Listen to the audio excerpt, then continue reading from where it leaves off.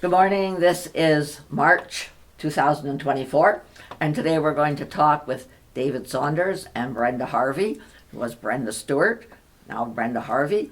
Born and raised in Nipigon, David was born in Port Arthur, and they are two of the keystones, I would think, to the Nipigon Baptist Church. And I don't know if you can call it Nipigon Baptist Church, or is it another name? But nope. They're going to talk about correct. some of the history, some of the pastors that they've had here, some of the transition from years ago to the present time. But it's up to you what you want to tell us. But we need a little bit of background, maybe, how it even got started. All right. Okay. Okay, so Brenda? So what I Tag, recall, you're so what I recall in 1958, Horace and Florence Wilkins came to Nipigon, and it was their hope and desire to develop a church here, and they moved to a small house on 8th Street, and they were there for 2 years, trying very hard to establish a church, and basically it was just their little nucleus of a family that met every Sunday. So one Saturday night, after about 2 years, Florence and her husband decided that they would pray, and that if the family or people did not show up the following day on the Sunday, that they would move, that was the Lord's will. And that night after they prayed, they received a call from Betty Boyle's family. Could they all be picked up in the morning for Sunday school? And so that was the beginning of the church. And actually the Boyle families were the first registered members of Nipigon Baptist Church. and what a family to pick on to I know, start right? with when you have that large family. Yeah, that's right. Wow. Yeah. Excellent. So that was Yeah. the start of it. So did they have a place to go then that early, Brenda? They stayed in their little house for a while. I don't know how long, but obviously they outgrew that little house. And then they decided to have some services at Nipigon Public School at the time. I don't think they met there very often. I remember going there.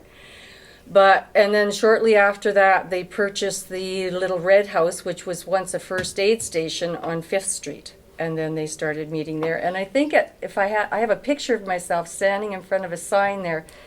I think it said Nipigon Baptist Mission. Mission, yeah. Yeah, Okay. yeah. So that is now where Linda Harbinson lives. And that's now where Linda lives, yeah. And that was also a school at one time. I think Oh, it was That also little a place ski had- factory. yeah. Oh, I remember Yeah. that. Ski Yeah. factory too. And So that little building's got lots of history Yeah. itself. Absolutely. Right. Yeah. I think the Lutherans actually had a church in there too. Oh, wow. Yeah.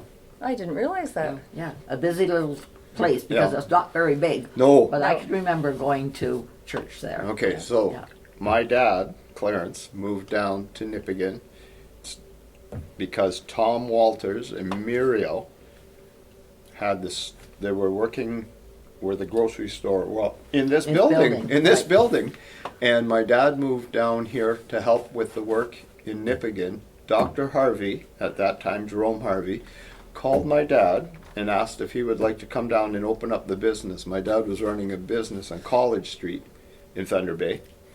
And so my mom and dad moved down here with 4 kids, and we lived at Thompson's Cabins. And my dad started as the Sunday school superintendent working with Horace in the church. In 1967, the year 67 being centennial, my dad made a great big toffee on the top of a garbage can lid. And he says, if we hit 67 people in church, we're going to break this. And I remember we were in Sunday school, and that building was small. Mm-hmm. And so we had, I think there was like 60 plus people. We didn't have enough. And my grandma and grandpa and my aunt from Thunder Bay drove down and walked in the church. And I think we ended up with over 67 people in that little building, 467. And that was, yeah. Wow, I can't imagine that many people in that little place. Yeah. Yeah. We had Sunday school classrooms downstairs, and I can't remember who my teacher was in Sunday school class. It wasn't John Sharp, because John and Norval Sharp were members of the church at that time. And John was doing adult Bible class. And I remember we went downstairs, and our classroom was in the furnace room. And it was really old and tight. and that's where we had Sunday school class. Well, Yeah. our youth group class, if you remember that with Dr. Harvey, was in the front porch. Yeah. Yeah. But interesting when you're because people had big families then. Oh, so yeah. it made a difference, didn't it? When a family joined your church, they brought along a fair number of people That's often. right. Yeah. Because people had big families Yeah, then, that's which so true. really helped for sure. And I remember having my dad doing Sunday school.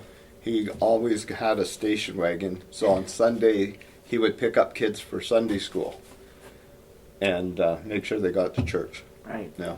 Yes, he was very faithful in picking us up, and he was Mario Andretti. And I remember one Sunday we were ready to leave Sunday school, and he had parked downhill towards the Legion.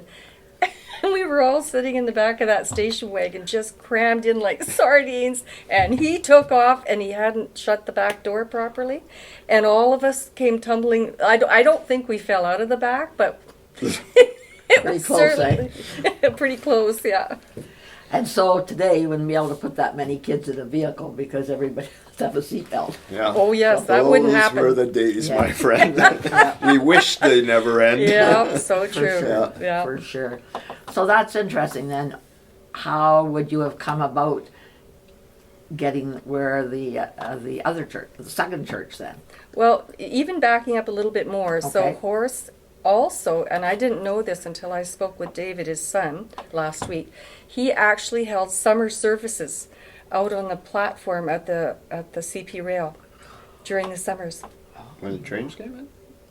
Or just met there? Just met there. Oh, cool. Yeah, and I wasn't aware of that. Oh my. And he was quite the worker. He didn't have a large enough congregation to support his family. There were four kids. So he worked as a Fuller Brush salesman. He worked at a car dealership. I don't know if Clark's was the dealership then, but he worked there. And David said he did a third thing. He worked at the mill. plywood mill. Yeah. Right. And then I was telling Brenda that at one time Florence was a reporter for one of the Thunder Bay papers. Oh, really? I And didn't know that's that. how I I didn't really know got that. to know her. Okay. Plus Guides or Brownies or something Yeah. we were Yeah. involved in. But Yeah. yeah, she had a job as well. Wow, I Yeah. didn't know that. So Yes. they moved then from 8th Street out on the highway. Yes. Yes. Yes. So And a little I bit. don't know what year that would have been. Early 60s sometime. Right. Yeah. Okay. So And- obviously you outgrew the little church. Yes, I remember going. Our pastor at that time then was Roy Harbinson, came after Horace left. And he came from Ireland. He was really hard for me to understand. But because I was a little younger. And he had been the pastor at Intola Baptist Church in Thunder Bay. And then he moved down to Nipigon to take over the work here. And I remember going with my mom and dad and Roy and May, and we drove to Kekabeka Falls, and there's a Lutheran church there, and we went and looked at it, and we said that's the kind of building we need. And if you go there now, the building is still there, but it's been added onto. It's still a great big church in Kekabeka. And so we ordered that, and at that time Jerome Harvey and Dr. Workington were both here, and they bought the property up there on the highway, or on whatever that is, First Street. First Street, yeah. And it was right beside James Friskin's buildings, where he had the plumbing shop.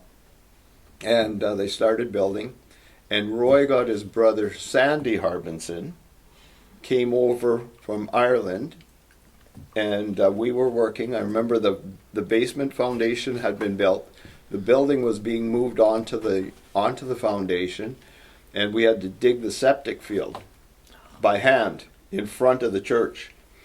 And I remember, like, I was young, and we were just out there. It was just dig and put the lines in. And this guy came by, and he wanted some food. And I think it was Roy said to him, he was hitchhiking across Canada, because everybody hitchhiked at that time. Yeah. And so he worked shoveling with me, and he was French. And Sandy came, and he was Irish. I couldn't understand either of them, but we shoveled, and then they fed the guy, and that was his payment for helping do the septic Wow. lines. Yeah, Wow. So did Jimmy Friskin do the plumbing? I don't know who did the Okay. plumbing, no. Okay, just thinking he lived Yeah. right there. Yeah. Yeah. So that was quite a large church to move to after that little one. Absolutely. Oh, yes. Right. Yeah. You must have thought you were an amazing place when it got to be that big. Yeah. Right? Yeah. And you did well by putting a good basement in it. Yes. It had a high I ceiling. can remember when it was being built going by, and I have pictures likely of just the basement sticking up above the ground so high Yeah. that you were able to put it on top of that. Mm-hmm. Wow. So who was the first minister? That was That Roy. would be Roy Roy. Harbinson at that Yeah. time, yes. And Roy worked at the plywood mill too, didn't he? I believe he did. Well, I know Sandy did for Yeah. sure. Yeah, I think Sandy Roy did I too. don't, yeah, I don't he know very if well he did. could I have, can't yeah. remember. Yeah. But Being a small work, the people that are in the church can't support and have a pastor. right. And just unless he's working pastor, yeah. So No, for sure. So I believe we moved into that church. I did a little bit of 1970? research. 73. 73? I We thought were in high school. we were in high school. Yeah. That's right. Yeah, we were in high school then. And so Roy was the first minister in the church on First Street. then? Yes. Okay. Yeah. How long did Roy? I don't remember him too long, so he must not have been here very long. So he was here from 67 until 73, Oh, he was Yeah. here. Oh. and then Pastor Fowler came in 74. Jim Fowler and Yeah, It's Diane. funny that I got pictures of all those others, but I bet I don't have one picture of Roy. Oh, Because I Really? took pictures of everybody and everything, and I'm thinking, that's why I was thinking, was he really here that long? Well, that's interesting, then Yeah. I Yeah. missed that error. Yeah. Yeah, okay. And so Jim Fowler, when he moved here, he was in the church in Diane, and he had 2 kids, Karen and David. And as those kids got older, my wife and I, we were married at that time. We're still married, but we were married by then. I mean, and we had children, and Jim and myself started a Christian school in the basement of the church because we started and we said we wanted our kids to have a good education, and so we started with, and the Hollies were here yep. because Deborah Yeah, and Sonia was the little. Sonia was the little Yeah. girl, so there Yeah. was I've heard in school. yeah, Yeah. David and Karen and Sonia and my daughter Tiffany, and that was the beginning of the Christian school here in Nipigon. And so that went for a number of years in the basement of that church, yeah. And then when did you move out to your place for the Christian school? And I don't remember. No. Yeah. Yeah. So we moved out there, and at that time we had 27 kids for school. Wow. Yeah. Where did you live then, David? when We were you- living in Black Sturgeon. Oh, I've forgotten that. Oh, Yeah. okay, okay. Yeah. That was when Pastor Klein came. Yeah. And Pastor Klein had 4 children and his wife, and they came to the school. Actually, we were still in the church basement when Kleins Oh, I were didn't here realize that. doing school. And then we moved out to Black Sturgeon, and we built a building just to use for school. Oh, Yeah. okay. Wow. I Lots think of- we should mention too that during the early 70s, Dr. Harvey and his wife Maureen Oh, yeah. for established sure. a youth group. Oh, that was the fun Right. times. And David and I, we had a lot of fun. And Yeah. they had retreats that they would hold, and kids from Thunder Bay would come down, and those were good years. Yeah. And because Roy, I remember that now, because Roy had come from Intola Baptist, That's right. they had a camp. It was called, it was on Tapio Lake, Wilderness Retreat. And I remember going out there, and my wife came from Intola Baptist Church, but we had met at that camp, a winter camp. I didn't know who she was. She was 2 years younger than me, so I wouldn't have hung out with her. Eh? But yeah, that was from that camp. Okay. In I know that name, but where is Intola? Intola is in Intola. It would be on the way out on Highway 102 as you're going out. Lepinen's garage was on the corner, and Intola's up there. Okay. And Wilderness Retreat was up that. Because I've seen that name, but I had Yeah. no idea where it would be. Mm-hmm. Yeah. Right. Mhm. Right. Okay. I remember the youth group too. That was quite popular with Dr. Harvey. Yeah. and Yeah, Maureen. Oh, so we had a lot he of took fun. us to Wilderness Retreat, but he would take us lots of places. And I remember one year he took us smelt fishing. He said, we're going to, was it Jack Pine? Yes, yeah. Smelt fishing. And we had lots of kids that would come just because it was an outing. Not that they wanted to hear anything that was biblical, but they wanted to have the fun part. Right. And so Dr. Harvey would load us into a yellow van, and it had a happy face on the back, one of those tire covers. And we drove out to Jack Pine, and it was dark. And we got there, and the smelts are running, and we drove through this hole. And I remember I was in the front seat with him, and the water was running in the bottom of the door. And we made it through, and we went smelt fishing. But we had lots of fun. And when we were in it, I remember pulling down the sun visor, and it says on it, coroner, in that old van. Because he used it for, at that time, they'd use anything for an ambulance. Right. And he was the coroner. But I can remember smelt fishing with the guides, and your sister caught so many smelts, that garbage bag, she couldn't, and I said, well, my dad will use them, and he must have buried them in the garden or something. But I can remember her, 2 or 3 people had to pick that bag full up. I thought, I wonder if they really appreciate the fact she's bringing home all those smelts. But you're right, people went smelting for the social part of it Yeah. too. That's right, Because yeah. it was a way to get together. Yeah. Right, yeah. Do you remember going out on the boat with Dr. Harvey? It was May long. No. It was wicked going out on the boat. And he had this cabin cruiser, and he took us out. And I remember we went out on Lake Superior, and it was just, and the kid, I think I was the oldest one on it, the boat, and I don't remember it. It might have been a Sunday school class that he took out.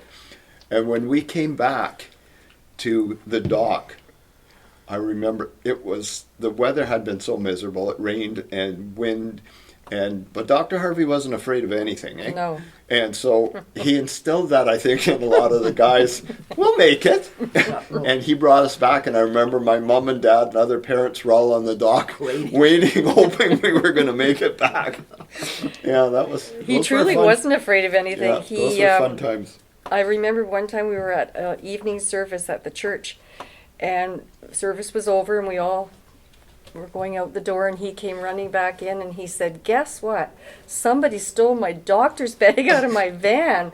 And we were like, oh no. And he said, and guess what else? They stole my van. Yeah, and when we were, I remember we were standing up, it was in the evening, yeah, and we saw the van go driving by. Could see the roof of the van. Yeah, it was somebody that was a traveler. Yeah. Just needed it. He wasn't excited at all. No. Right. And then I remember in youth group, I don't know if you remember this, Dave, but he would pack us in that smiley face van, and we were truly packed in there. And then he would go down 9th Street because retreats were in the winter, and that road was so icy. And then he would start doing donuts down the hill in that van. When I think back to that, I'm like, oh my goodness. So what's good about your stories is the involvement that the pastors had with everybody and the things they did, not just Sunday morning No. in church. It was all of the other activities that they took. Absolutely. And I think that's part of making a church, isn't it? It is. Is every day, not just Sunday. Yeah. Right. Yeah. Okay. We so- had kids club, not that I was involved in it, but Marion Grove and my mother and I don't know who else did it, but they had kids club at the church, in the old church, not the new one we're in, and that it was well attended. You could ask a lot of the kids that are in Nipigon if they remember, and Mrs. Hill was involved, I was gonna and she say. would go around, and they always had a van. She'd go and pick up kids, and my mom and dad would pick up kids, and Marion would pick up kids, and Right. yeah, it was. Oh, we'd see Margaret going by, and Herman would say she's Yep. going to pick up the kids That's this right. morning. Yeah, That's and right. Yeah, and we had Sunday school at that time too, Right, and Sunday school kind of went by the wayside after COVID. right. Yeah, Yeah. Where it didn't. but those early years, we had it was And I lots, think- lots of children. And I think that your summer vacation Bible schools were also very successful Yes. They were. because they brought kids from Yeah. any religion. It was just from Yeah. the community. Yeah. And I can remember you bringing in people from other places to help run them. Yeah. Yeah, lots of activities Yeah. then too, and they went on. They're still going on. Jeremy, have it this We year? we have had it, but since COVID, we haven't Oh. had it yet. Oh, okay. But we did previous to COVID. We were Right. doing that. Yeah. Right. Yeah. Yeah. Lots of activities, and you have lots of volunteers, which is I think is amazing.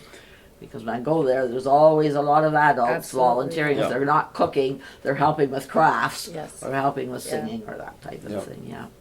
But the church really was a church that cared about their congregation. Right. You say they were just more than a Sunday Right. service. Right. I remember when I was a kid, my mom had a lot of health issues, and I remember them taking care of me, the Wilkins taking care of me, taking care of my sister, helping out with my brother Terry, and yeah, they were such an amazing family. And I think your mom was involved at the piano Oh, at yeah. the school.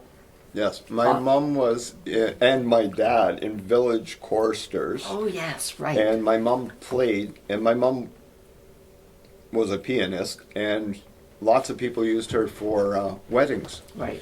And I think she played for the village choristers. I mean, Okay. maybe that was Midge Peel at that time that was Right. running that. Right. But and Sandy and Roy Harbinson both sang in that. yes. Yeah. And They their did the wives opera, also. operatic thing one time. Did and we were they Gentlemen of Japan because my mom Right. had one of those fans, and I remember them. Right. Yeah. Yeah. And our church over the years supports and has supported lots of different missionaries around the world, and which is nice. We support a family, Bonard May Watley, and their children are all serving the Lord in different capacities on a mission field. And Bonard and May, when my wife and I got married, we asked Bonard if he would marry us. And when he was on furlough from Indonesia, and he came back and we got married, and he was the one that did the service at that time for us. Yeah. So we still support missionaries through our Right. church. Yeah. Right. Right. No, lots of. I just remember taking pictures in the summer, though, of you having students who were helping with the vacation Yeah. Bible school, came from different places and Yeah. had different themes, and your church was amazing to me because you just moved everything inside the church, and then you had a hall almost there to Yeah. cater to all of those things that Yeah. you did, right, for sure. Did your dad ever preach in the church, David? He would be what you would refer to as a lay pastor. He did not like speaking like that. He loved the music. He always did Sunday school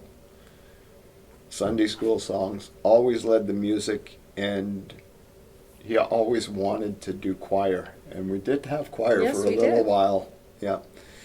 And I think it was quite a successful choir. It was, Yeah. yes. It was. Your dad was always very energetic, and Yes. I think he was truly a person for the kids. He was always enthusiastic about the songs, and he had such high energy, Right. and that's what worked with kids, right? And I think your mom, when she came to the schools and played, especially at Green Mantle, she was there with the piano lots of times. Great songs that kids like to sing. And you know what else I remember, Dave? I just thought of this. We would go to your house after school one day a week when you lived on McCurdy, and your mom would have a Sunday school lesson for us. Do you remember? Do you a Bible club. Yes. Yes. Yeah. Yeah. I forgot about that. Yeah. Bible clubs were popular. I went to one when I was a kid too. Is that in right? London? Yeah, I can Yeah. remember going to that too. Yeah. Yeah, we had there was a Child Evangelism Fellowship who had summer Bible clubs, and they would find somebody that would be a host at a house. And I remember my mom, I think Verla might have done it too, where they would host, and the people could come and stay there, and they would have the club outside, and then they'd go somewhere else in the afternoon and go to Red Rock and other Okay. places. But yeah, it ran for 5 days in the summer. Right. Yeah. But when you were saying about Clarence being energetic, let's face it, how many times did he do that hike for health? Right? Yeah, Yeah. oldest one across. Yes. Yeah. Yeah, he He did. At that truly time. was high energy. Yeah. Yeah, Yeah. yeah, for sure. And he would bring us to events in Thunder Bay, Yeah. too. Church events. Mhm. Right, right. He was So very name a couple of dedicated. other ministers later on in your, after After Jim Fowler, where did after Jim Fowler, we had Pastor Klein and his wife you, came. right? And they were here, I think, for 4 years. And then we were without a pastor. And my dad knew Pastor Bob Miller, who was in Geraldton. Geraldton. And he had, since leaving Geraldton, had moved to Thunder Bay. And he was a pastor up there. And he retired.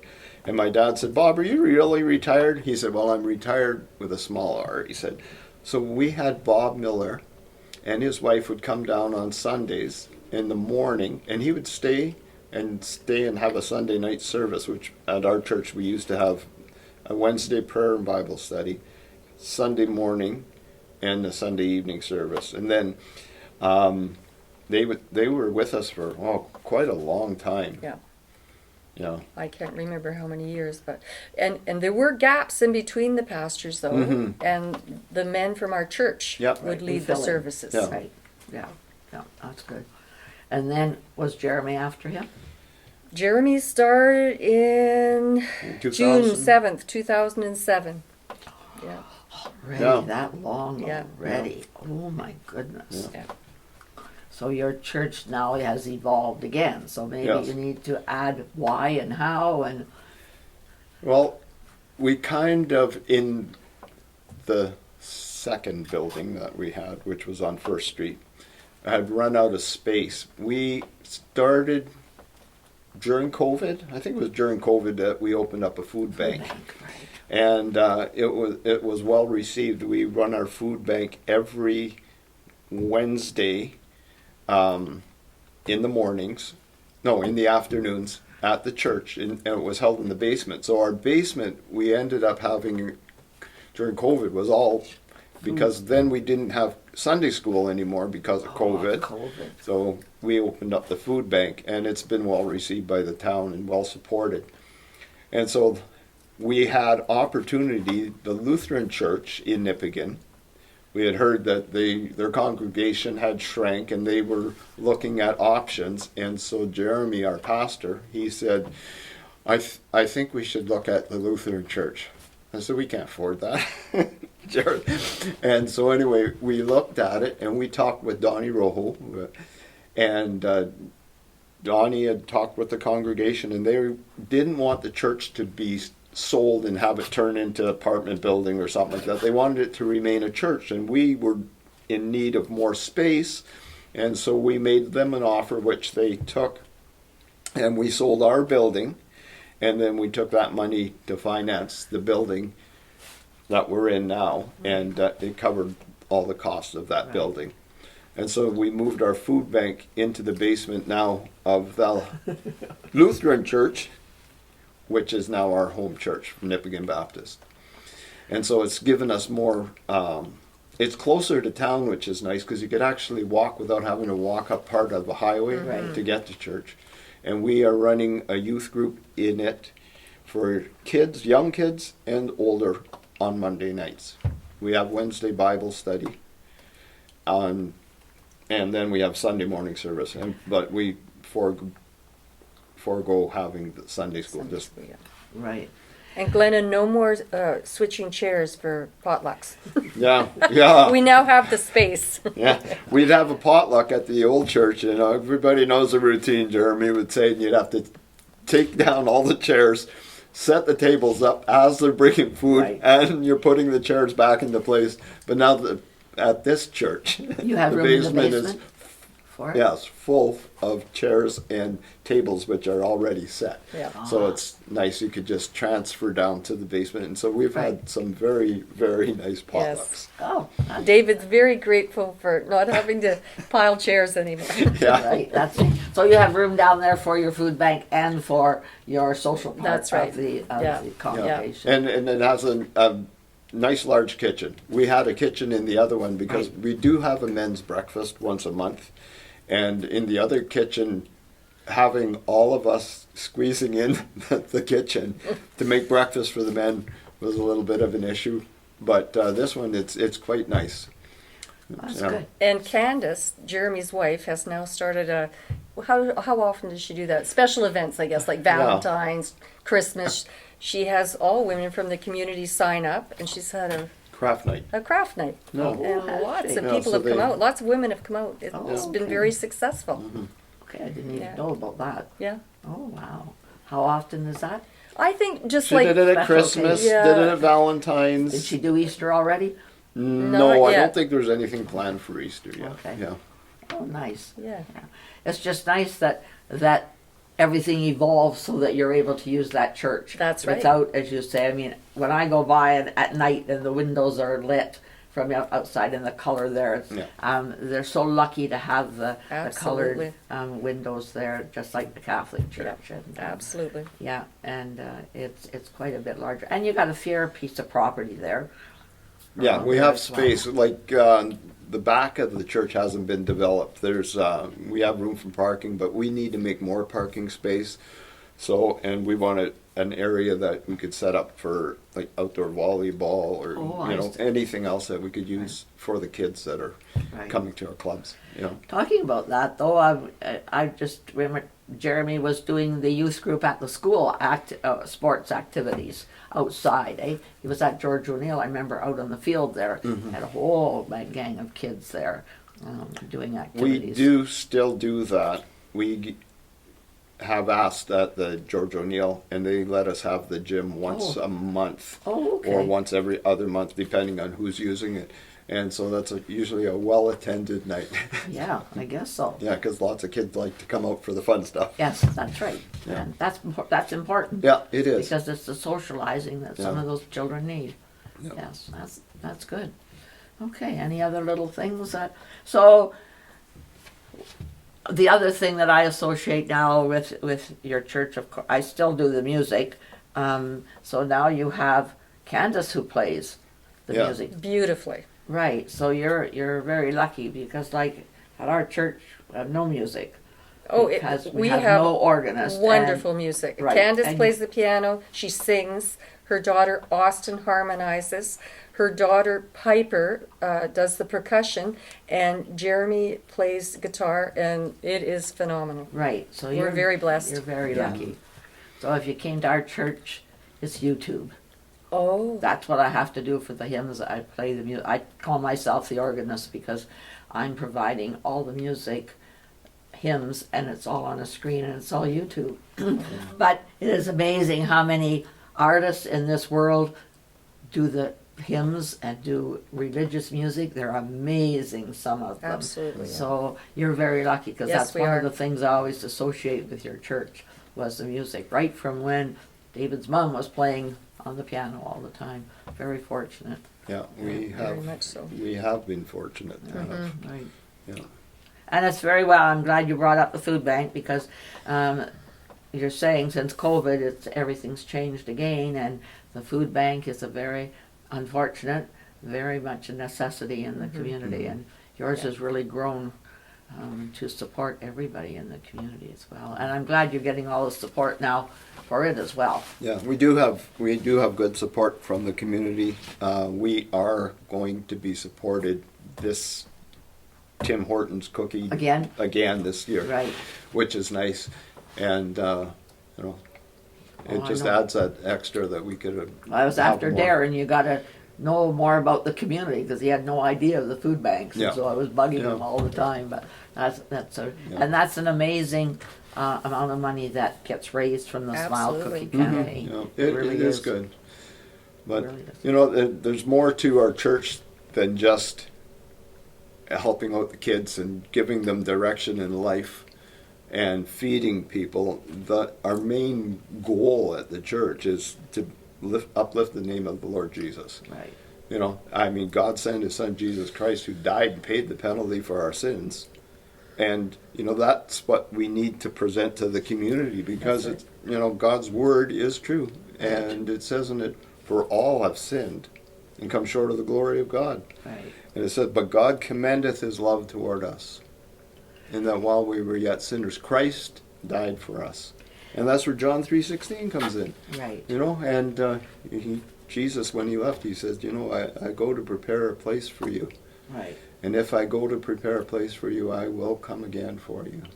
I receive you unto myself, that where I am, there ye may be also. So that's the gospel message that we want the community to know, and everything else that comes along with it flows from our love for Jesus and what he's done for us. And so that's one of the reasons that the interviews I'm doing, I'm trying to do each of the churches, because everything is changing so much that I worry, exactly like the Lutheran Church.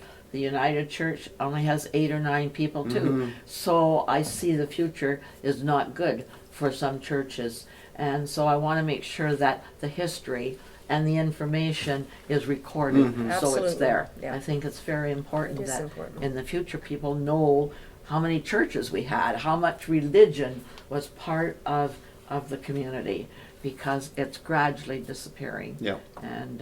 And the worst one for me, it must have been for you, Brenda, was when we couldn't say the Lord's Prayer in church school anymore. Very sad. That was Very one sad. of the things that really hurt so bad, was that a Absolutely. few people had the power to prevent that. Yeah. It was very sad, that It is. for sure. Anyway, I'm pleased with your interview, and you didn't have to do any reading, Brenda. You had it all down pat, both of you. And if you haven't got anything else? Nope. Okay. Thank you very much for You're coming very today. welcome. Thanks for inviting us.